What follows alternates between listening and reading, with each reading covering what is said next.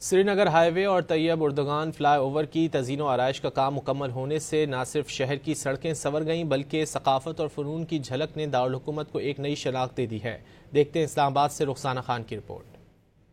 یوں تو اسلام آباد اپنی قدرتی خوبصورتی کے باعث دنیا کے خوبصورت ترین دارالحکومتوں میں شمار ہونے والا شہر ہے، لیکن اب یہ شہر خوبصورتی کے ساتھ ساتھ فنون کا نیا مرکز بننے جا رہا ہے۔ سیکٹر F8 میں تعمیر ہونے والا طیب اردوان فلائی اوور نہ صرف ایک جدید انفراسٹرکچر کا نمونہ ہے بلکہ پاکستان اور ترکی کے مضبوط تعلقات کی علامت بھی ہے۔ برجز بننے سے ٹریفک کا جو رش تھا وہ کم ہوا ہے۔ ماشاءاللہ دیکھیں ہیں ٹورسٹ بھی آئے ہوئے ہیں، پبلک بھی آئی ہوئی ہے، شام کو تصویریں بناتے ہیں۔ جتنی یہ سینریز وغیرہ بنائی گئی ہیں اس میں اسلام آباد کی خوبصورتی میں اور اضافہ ہو گیا ہے۔ دوسری جانب سری نگر ہائی وے پر رنگ برنگی پینٹنگز شہریوں کی توجہ کا مرکز بنی ہوئی ہیں۔ ان میں شامل فن پارے نہ صرف مقامی ثقافت کی عکاسی کرتے ہیں بلکہ شہر کی جمالیاتی شناخت کو بھی نمایاں کرتے ہیں۔ سری نگر ہائی وے پہ جو بھی خوبصورتی چل رہی ہے، باکو گورنمنٹ کے بڑے اچھے پلانز تھے۔ یہ جو کام ہو رہا ہے سری نگر ہائی وے پہ ماشاءاللہ بہت خوبصورت ہے، گرینری کے حساب سے بہت اچھا ہے۔